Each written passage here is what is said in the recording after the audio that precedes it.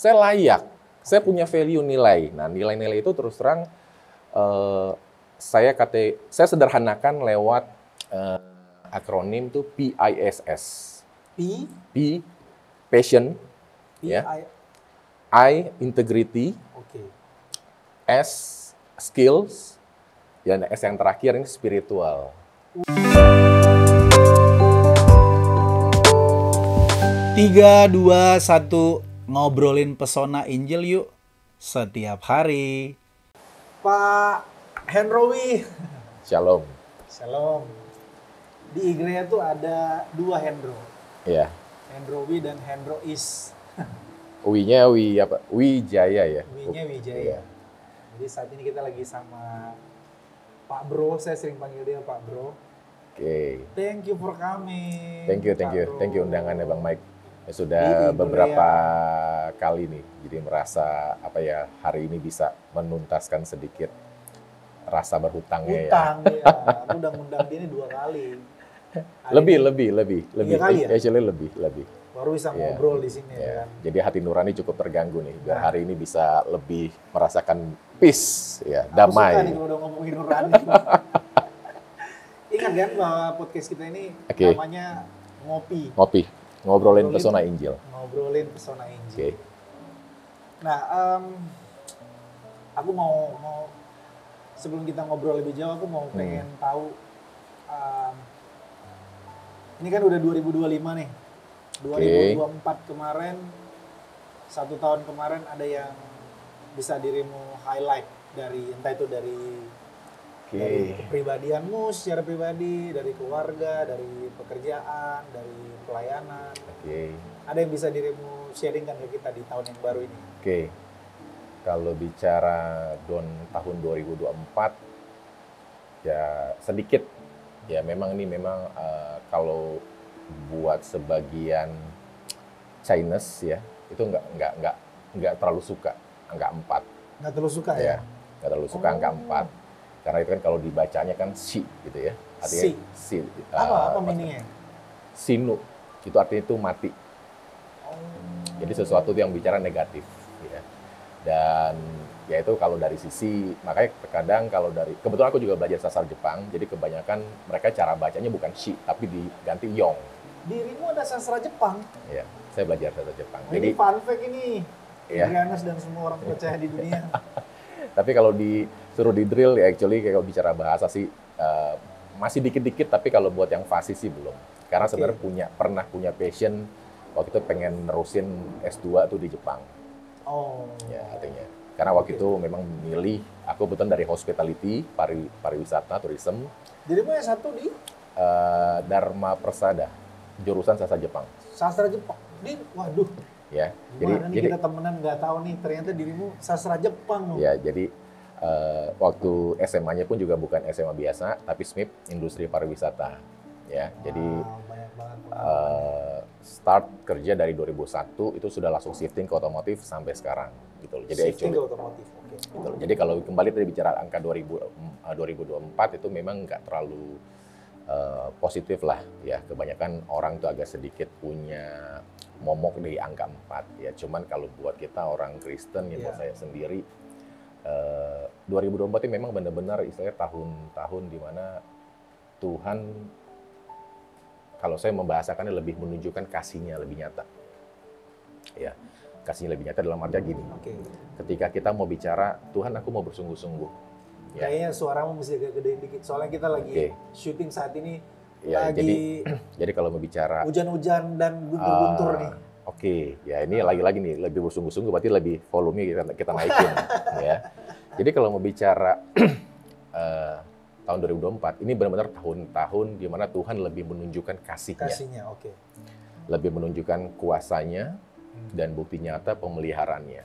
Ya, tetapi jangan serta-merta langsung diartikan dari sisi berkat, dari sisi materi. Ya selalu orang kan bilangnya Tuhan itu baik karena diberkati materi, diberkati jabatan.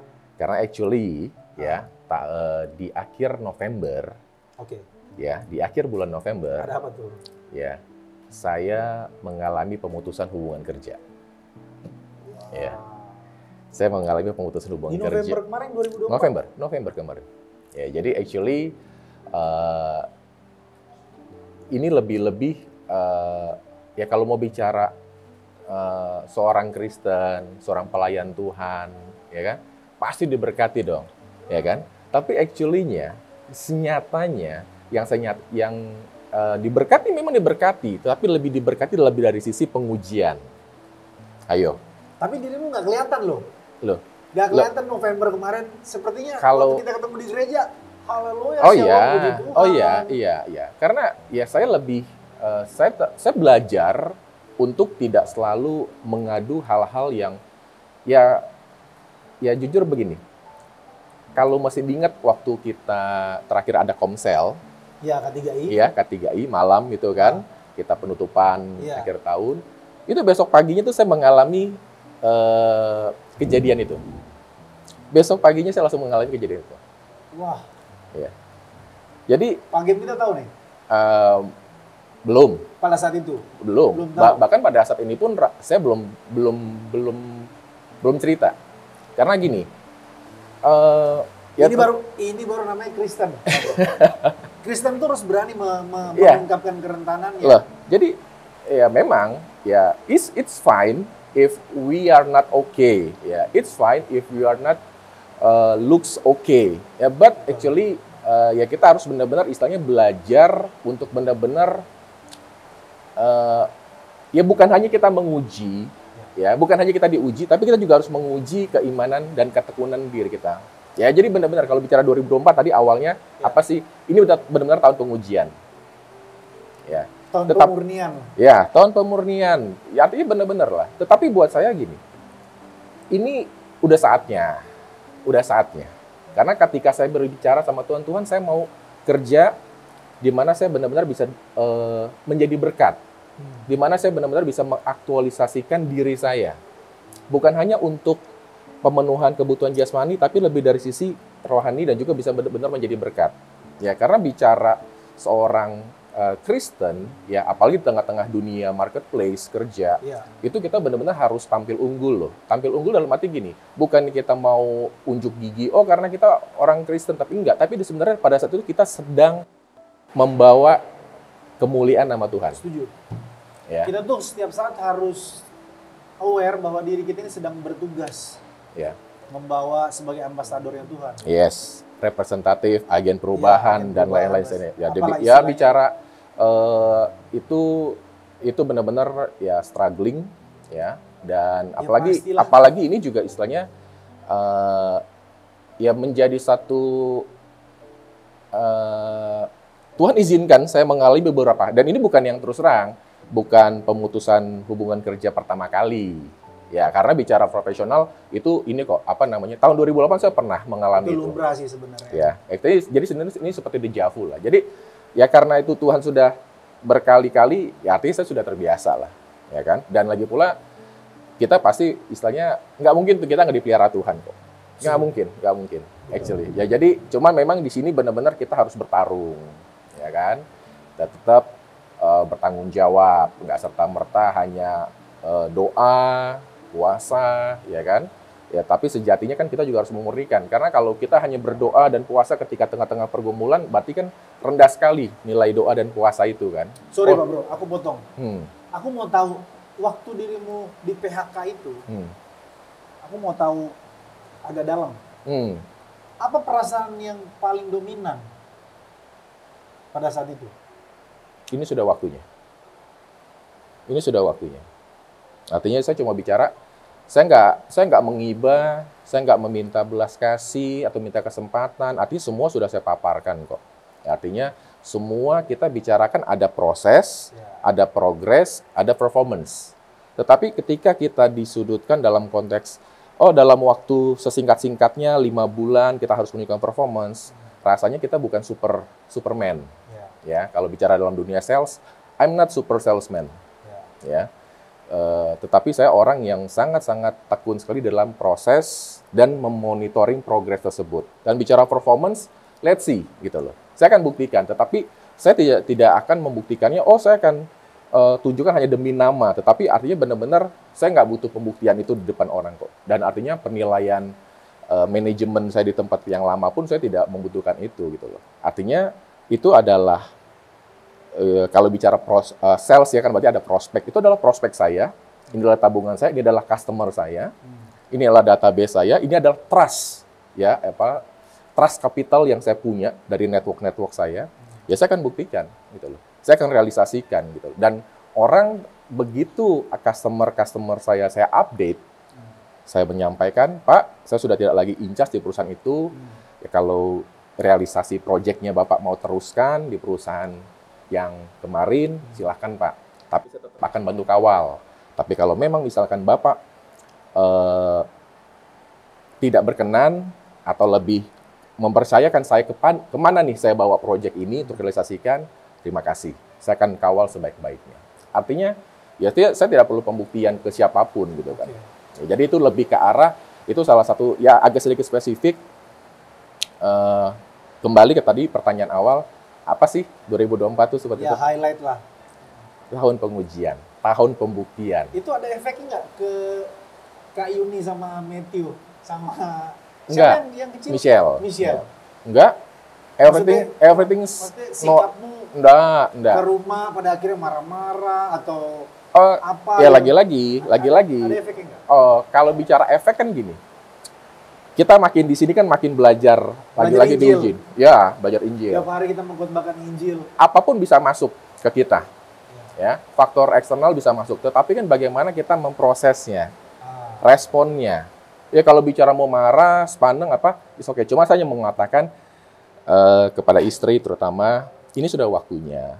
Kamu tolong bantu saya menyiapkan beberapa administrasi yang memang sudah saya gumulkan, karena ini benar-benar tahun, ya kita harus segera bergegas, sudah harus bersiap-siap. Saya juga tidak tinggal diam, bahkan setiap hari pun saya tetap keluar rumah, ya. Nice. Tidur, ya mungkin bisa tidur pagi ya, jam 3:30 saya baru tidur gitu kan, terus pagi juga tetap bangun, cuma memang karena nggak ada office hour, ya saya lebih bisa manage benar-benar sesuai dengan kebutuhan, sesuai dengan komitmen dengan klien atau customer atau apapun lah, ya menjadi yang memang menjadi kepentingan di hari itu. Jadi lebih, ya dibilang bicara setiap hari kita, kalau bicara istilah Jepang kan ikigai. Kita harus menemukan purpose atau istilahnya tujuan kenapa kita harus bangun setiap hari. Ya. Nah, at least begitu saat ini ya, saya bangun bukan lagi karena takut terlambat, karena harus jam 8 di kantor, enggak. Tapi benar-benar istilahnya ada suatu perjuangan, ada suatu berkat yang harus saya raih dan ini pembuktiannya gitu. Ya, jadi lebih ke situ. Aku pengen tahu, dirimu bisa tenang, bisa konten, bisa cukup walaupun dirimu dalam situasi seperti itu, apa yang mendorong dirimu? Ya karena Injil.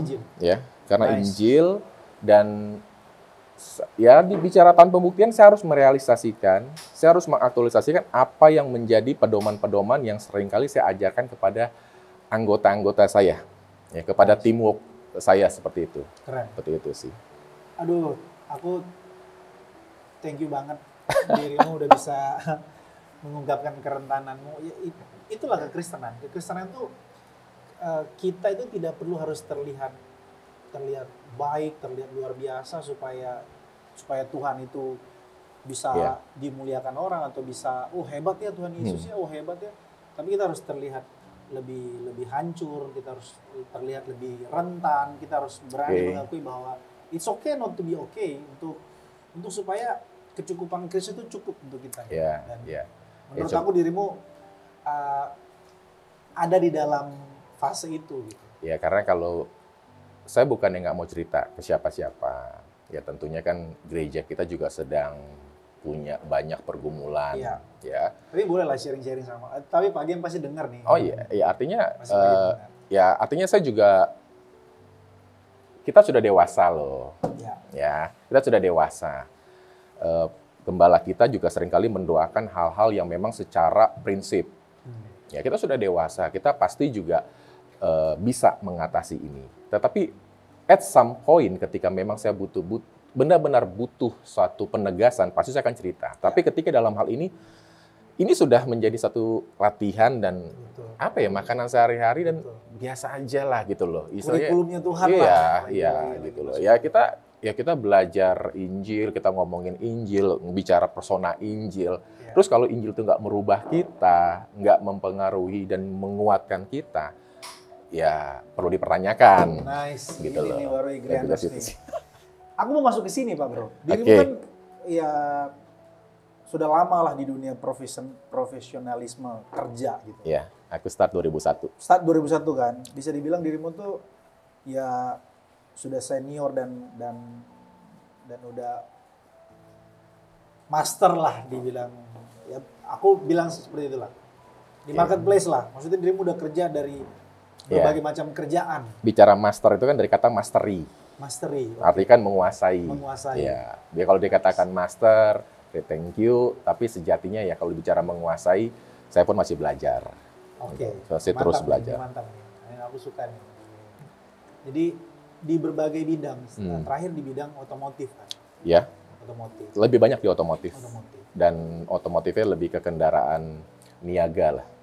Ya, lebih kendaraan niaga. Lebih kendaraan niaga. Nah, aku mau supaya kita bisa juga jadi berkat sekaligus mengencourage teman-teman di dunia marketplace. Entah itu pengusaha, entah itu berbisnis, entah itu pengacara, entah itu apapun profesinya di dunia marketplace. Oke. Pertanyaan aku sesederhana ini, apa strategi terbaik untuk kita memperkenalkan Injil itu di dunia marketplace? Oke. Ya tentu di dunia marketplace kan integritas, kejujuran dan lain sebagainya itu sudah jawaban umum lah. Kalau dari dirimu sendiri ada? Jadi gini. Kalau tadi pertanyaan keduanya gimana memperkenalkan Injil ya di tengah-tengah marketplace. Jadi sebenarnya ya mau nggak mau kan lewat karakter Kristus. Karakter Kristus. Ya, karakter Christ. Ya, kita kan bicarakan sebagai umat Kristen nih. Iya. Ya, prinsipnya sederhananya ya tentunya kita kalau umumnya kita nggak boleh ngerugiin orang. Poinnya itu. Ya, nggak boleh ngerugiin orang. Kita nggak boleh ngerugiin orang. Loh karena gini. Non-Kristen saja juga harus punya value itu, apalagi seorang Kristen, ya kan? Tapi terkadang kan, maaf banget. Terkadang apa ya, ketika seorang Kristen, ya kan, lagi butuh kerjaan, merasa karena HRD-nya juga orang Kristen nih, bisa sama-sama anak Tuhan, bisa tolong bantu gitu. Tetapi dia lupa bahwa sebenarnya ada value, ada karakter yang juga harus dibuktikan bahwa saya worth it loh. Bukan hanya karena saya Kristen, bukan hanya karena HRDGA-nya juga orang Kristen, bukan karena owner orang Kristen, makanya beliau terima saya. Tetapi karena memang saya worthy, saya layak, saya punya value nilai. Nah nilai-nilai itu terus terang saya sederhanakan lewat akronim tuh PISS. P passion, ya. I, integrity, S, skills, dan S yang terakhir ini spiritual.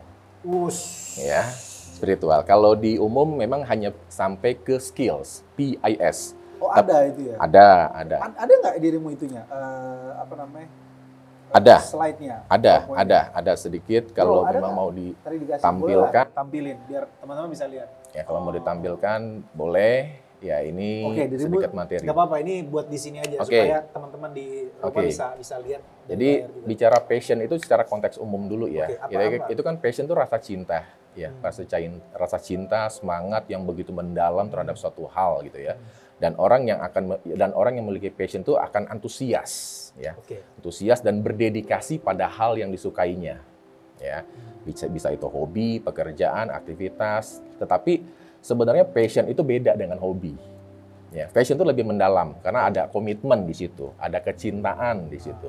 Ya, dan seringkali membutuhkan intensitas dan keterlibatan yang lebih tinggi, lebih mendalam dibandingkan hobi. Karena hobi itu bisa beda-beda, bisa berubah. Kali ini saya lagi hobi badminton, mungkin beberapa bulan ke depan saya lagi hobi golf. Tapi kalau bicara passion itu nggak ada matinya. Terus, ya, itu dari sisi umumnya. Dan kalau udah bicara passion tuh pasti juga orang bisa mengenali kelebihan dan kekurangannya. Dan yang itu bisa, kalau bicara organisasi aja kan juga ada istilah SWOT gitu ya, analisis SWOT, strength, weakness, opportunity, dan traits gitu loh. Tapi nanti itu kan lebih jauh. Tapi kurang lebihnya bicara passion itu adalah suatu kecintaan yang sangat mendalam terhadap suatu hal dan ada komitmen dan dedikasi yang secara otomatis muncul. Oke. Gitu. Itu umum. Ada yang khusus? Kalau bicara kekristenan, ya, kalau bicara kekristenan, bener harus dikaitin dengan Injil, bro. Ya, kalau bicara kekristenan itu di halaman berikutnya itu Passion of Christ. Oh, ke situ ya, Passion of Christ. Jadi kenapa begitu Allah mencintai dunia ini sehingga Ia mengaruniakan Anak Tunggal, ya kan, supaya orang yang percaya tidak binasa melainkan beroleh hidup yang kekal. Yohanes 3:16. Itu bicara passion Allah terhadap kita. Ada penderitaan, karena kata passion itu sendiri kan dari kata patio, bahasa Itali. Ya, tadi di slide ada saya lampirkan. Yang artinya apa sih? Bukan cinta, bukan dedikasi, bukan komitmen, tapi patio itu artinya penderitaan. Oh ya? Ya. Kata passion itu adalah dari kata Itali yang artinya itu patio, dari kata dasar patio artinya itu penderitaan, menderita. Jadi demi sesuatu yang dicintai, demi sesuatu yang memang begitu mendalam membangkitkan gairah kita, kesukaan, kecintaan kita, kita rela menderita untuk hal itu. Wah. Gitu loh. Nah, jadi itu bicara kalau dibilang profesional, kita sebagai seorang pekerja karyawan, kita harus temukan passionnya. Ya, maksudnya korelasi. Passionnya di sini enggak, gitu loh. Karena kalau bicara passion nanti akan ada exposure. Dia akan berusaha mengekspos diri dia lebih luas gitu. Kemilau ya, artinya benar-benar kelihatan nyata gitu. Itu bicara expose, ya, exposure. Nah, itu kaitan akan ke sana. Itu udah pasti gitu loh. Kalau orang yang punya passion udah pasti akan menjadi berkat dimanapun dia berada. Dia berusaha menjadi berkat, dia mati-matian. Tetapi lagi-lagi harus benar-benar paham, ya kan? Dan juga harus ada Injil dibungkusnya. Karena kita bicara ya tadi kalau konteks passion dalam Kristen itu passion of Christ gitu ya. Tuhan tuh udah mati. Itulah yang membedakan atau itulah yang kalau dalam kehidupan yang berpusat pada Injil itu kan salah satu poinnya itu Injil itu harus menjadi perspektif, lalu Injil itu harus menjadi motif. Nah, mungkin ini kali yang dimaksud dengan passion itu, yang mendorong kita melakukan segala sesuatu itu passion of Christ itu. Ya, mungkin di halaman berikutnya bisa dimunculkan. Kita bisa kata passion itu sendiri kan artinya tadi penderitaan. Kan? Ya. Korelasinya kita di dunia marketplace. Bahkan jujur itu menderita loh. Iya. Sebenarnya kalau dibilang jujur dan menderita kurang setuju saya. Oke, coba. Kurang setuju karena kalau udah bicara jujur itu sudah menjadi satu karakter. Di dunia usaha itu nggak bisa kalau nggak tipu-tipu sedikit. Katanya sih. Bahkan nih ada orang yang bilang gini, Pak Pendeta, kita itu di dunia usaha itu katanya orang-orang kaya itu nggak bisa jadi kaya kalau dia nggak jahat, kalau dia nggak bengis, kalau dia nggak sogok sana sogok sini, kalau dia nggak main tipu sana tipu sini, kalau dia nggak hantam sana hantam sini, itu nggak bisa jadi kaya orang. Ya. Setuju dengan pandangan gitu? Kalau dalam jujur, Kristen gimana? Kalau buat saya pribadi, ya saya tahu lah istilahnya memang kondisinya demikian, tapi saya tidak setuju. Saya tidak setuju. Kondisi memang demikian, ya. Tetapi saya tidak setuju 100%. Ya, tidak setuju dalam arti gini. Ya tujuan dia kaya apa sih? Ya kan? Tujuan dia dapat project itu apa sih? Ya kan? Ya kalaupun ya tetap kita tidak boleh men-skip atau menganulirkan atau melalaikan apa yang menjadi tanggung jawab kita. Ya, itu tetap harus kita penuhi. Karena bicara sebuah project, ya kalau buat saya itu ada bicara portofolio brand dari perusahaan kita, portofolio personal brand dari kita sendiri, gitu. Dan ini pertanggungjawaban kita di dunia dan juga di hadapan Tuhan. Karena bicara dunia ini kan ini terus terang berjalan terus nih. Ya kalau kita bicara sedikit, kalau tadi bicara konteks umumnya, ada satu instansi yang memberantas ya korupsi seperti itu. Itu kan yang seringkali yang gali itu yang diusut itu bukan yang tahun kemarin, tapi itu 5 tahun mendatang loh, hati-hati gitu loh. Jadi segala sesuatu itu ada pertanggungjawabannya. Itu untuk umum aja seperti itu. Itu umum seperti itu, apalagi bicara di depan Allah. Tapi rendah sekali kalau hanya demi sesuatu yang bicara materi, terus kita menghalalkan segala cara gitu ya, tanpa kita juga memenuhi tanggung jawab kita. Saya tidak menampik ada suatu istilahnya ya kondisi, kalau buat saya hal-hal di luar kewajiban itu adalah sebenarnya hanya untuk relationship aja lah. Ya, kita nggak masalah dong kita ajak istilahnya konsumen kita makan, ya kita entertain, ya kan ini lebih ke situ lah. Mau dikatakan gratifikasi ya kita juga harus lihat ya kita lakukan itu demi apa, ya kan? Ya kalau demi build relationship, ya kan? Ya dapat menang tender atau tidak tender itu kan bukan menjadi suatu apa ya? Oh gara-gara kita kasih ini harus menang nih, ya kan jadi itu yang namanya gratifikasi. Tapi kalau lebih kita lakukan dengan tulus, ya kan, itu lebih build relationship dan worthy lah, layak gitu loh. Memang benar-benar kalaupun kita menang tender, menang project, ya memang karena memang benar kita layak. Ya. Gitu. Lebih kita berkualitas. Pagarnya itu harus nilai-nilai Injil ya, kebenaran itu. Harus. Tadi passion, ada apa lagi tadi? Passion, ya. Lalu yang berikutnya lagi itu integrity. Ya, integrity. Ya, satunya perkataan dan perbuatan. Integrity itu kan integritas, ya. Mungkin di next slide-nya boleh diganti juga supaya kita bisa sama-sama baca gitu ya, bisa lihat. Kalau bicara integritas itu kan sifat, keadaan yang menunjukkan kesatuan utuh, ya, dan memancarkan kejujuran, ya, dan kewibawaan, ya. Integritas. Sorry, ini kita lagi kena geledek nih. Ya, ini memang benar-benar tahun pengujian. Ya, memang harus ada badainya gitu lah. Karena kalau bicara uji itu kalau nggak dihantam badai nggak teruji.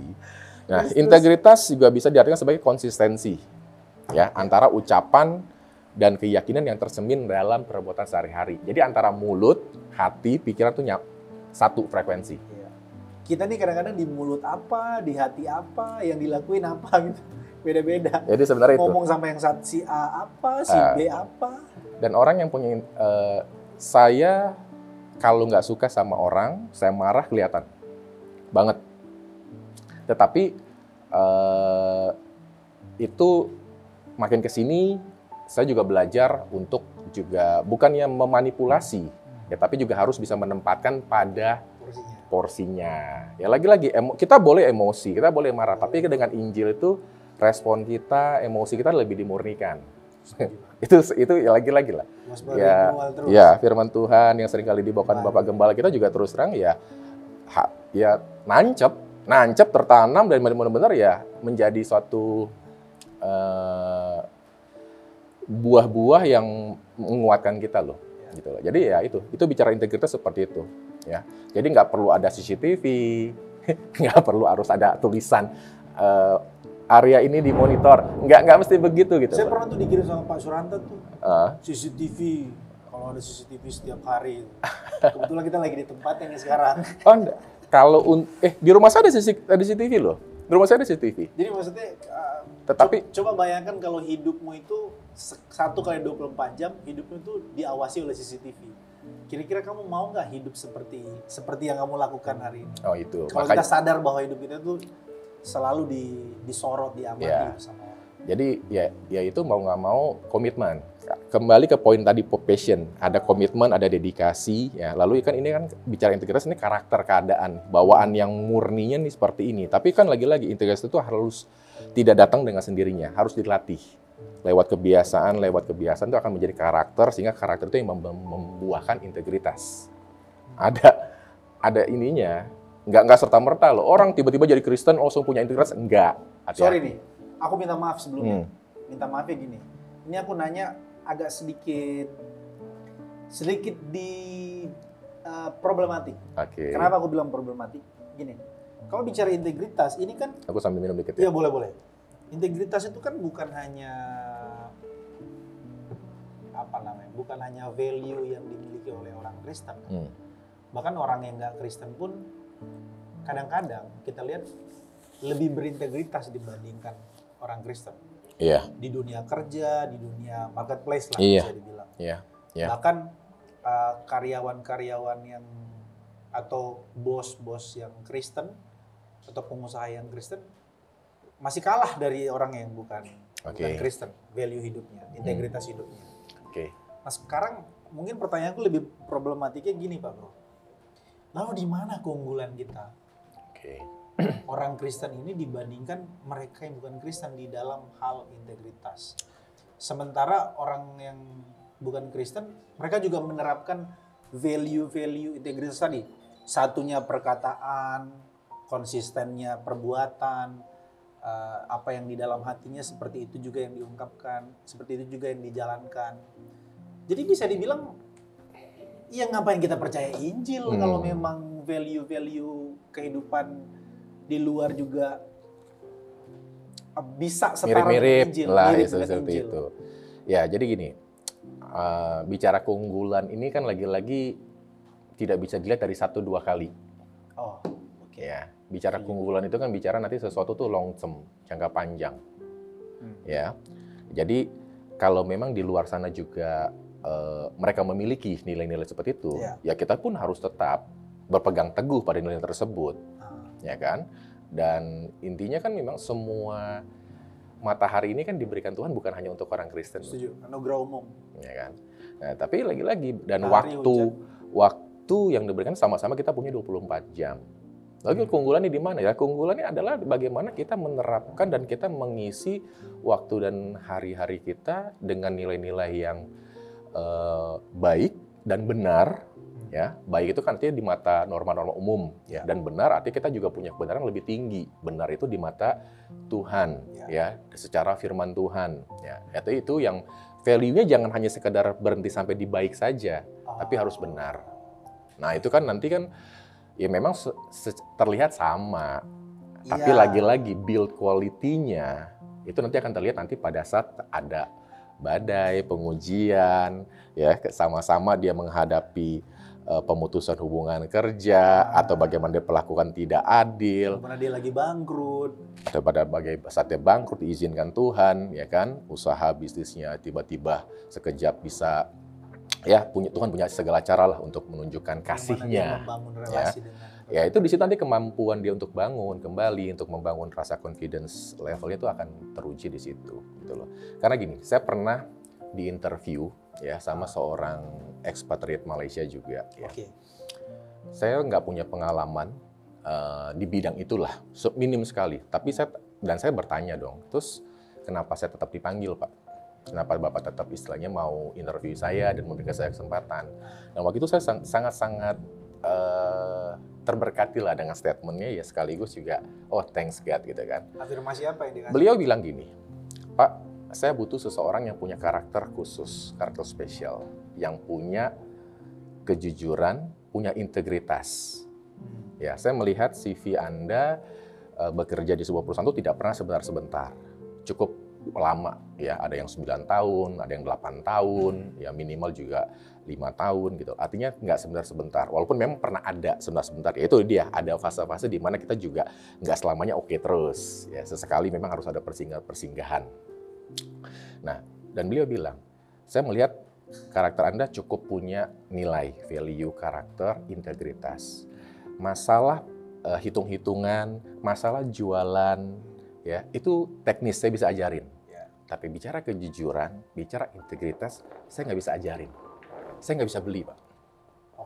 Nah, jadi saya dapat itu, oh oke, thank you gitu loh. Nah, jadi itu membuat saya juga menjadi semangat ya untuk lebih mengembangkan bidang yang memang belum saya cukup mahir, tapi saya diberi kesempatan nih. Ya, tapi dengan modal-modal passion tadi, ya kan, karakter, integritas itu akan terus terang menjadi modal yang kuat untuk kita bisa jalani suatu bidang yang baru gitu loh. Lebih ke situ. Ya. Ini sangat memberkati teman-teman yang menonton ini, semua orang percaya yang ada di dunia ngobrolin Pesona Injil ini. Aku gini loh Pak Bro, sorry nih, aku tuh pengen ngelanjut, tapi menurut aku di chapter selanjutnya Pak Bro. Boleh, siap. Ingetin aku, kita sudah sampai di poin integritas. Jadi simpan dulu semua ilmu-ilmu dan pengalamanmu itu. Kita akan bicarain lagi terkait dengan apa selanjutnya, integrity, passion, integrity, skills, dan the next spiritual. Nah, di dunia marketplace, orang tuh selain punya integrity, juga punya passion. Tapi kalau nggak ada yang ini, soft skill dan hard skillnya, dia juga nggak. Oh iya, makanya itu harus balance. Dirimu tahan aja. Harus balance. Intinya harus balance. Makanya nextnya kita bisa ngomong. Makanya saya pernah ngomong kan sama Bang Mike, salesman jangan dikasih slot waktu 2 jam tuh pasti nggak berasa. Benar juga tuh.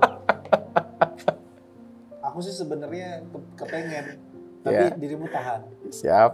Next kita akan ngomongin soal skill dan spiritual. Mesti kita habisin tuh. Skill dan spiritual. Nanti dirimu bisa jabarin lebih lanjut. Siap. Nanti kita cari slot waktunya yang benar. Tapi ya kalau kita ini ya. Aku susah nyari dia ini. Ya, tapi kali ini kan, tapi untuk ini kan saya menghubungi loh. Saya menghubungi. Nah, kalau misalnya produksi enggak gitu kan, saya berhutang nih gitu kan, saya akan tuntaskan gitu loh. Nice. Dirimu bisa kasih closing statement. Aku sambil ngopi lah, dirimu ngomong. Soal apa istilahnya? Sobat Igrianers ya. Igrianers dan semua orang percaya di seluruh dunia. Ini soalnya sampai mendunia ini kita nontonnya. Closing statement saya buat sekarang. Jadi Bapak Ibu Saudara, Igrianers, yaitu jemaat Tuhan yang dikasihi dimanapun berada, percaya saja akan kasih dan pemeliharaan Tuhan. Ya, kita sudah berapa lama jadi Kristen? Ya, tentunya ada saat-saat di mana makanan ini tidak lagi lembut, tapi juga ada makanan keras. Dan bersyukurlah. Ya, karena 1 Korintus 13 kan pencobaan yang kamu alami ya itu tidak akan melebihi daripada kekuatanmu. Ya, lalu juga bicara Matius 28, marilah datang kepadaku wahai engkau yang berbeban letih dan lesu, ya aku akan memberikan kelegaan kepadamu. Karena yang kupasang itu ringan. Bicara kelegaan, bicara kita harus bicara suatu beban tanggung jawab yang Tuhan percaya bahwa kita mampu dan memang sudah saatnya. Seperti itu. Ya, kalaupun memang harus terjatuh, is okay. Ada tangan Tuhan yang kuat menopang. Tidak sampai tergeletak. Tidak akan sampai tergeletak. Tapi tetap stay di dalam kebenaran firman Tuhan. Jangan pernah mencurigai Tuhan. Jangan pernah komplain. Ya, karena sejatinya tuh kita udah banyak loh. Sampai saat ini bisa menikmati acara itu pun suatu berkat. Kesehatan, nafas hidup itu juga suatu berkat. Percaya aja, badai pasti berlalu. Badai pasti berlalu. Kalau bahasa Pak Gem itu, sekalipun nggak ada hal yang baik yang Tuhan buat dalam hidupku, aku udah bersyukur banget dengan keselamatan yang Tuhan berikan. Tetap. Thank you ya Pak Bro ya. Thank you. You're welcome. Next kita ngobrol lagi. Oke, God bless Bang Mike. God bless. Sampai jumpa. Thank you.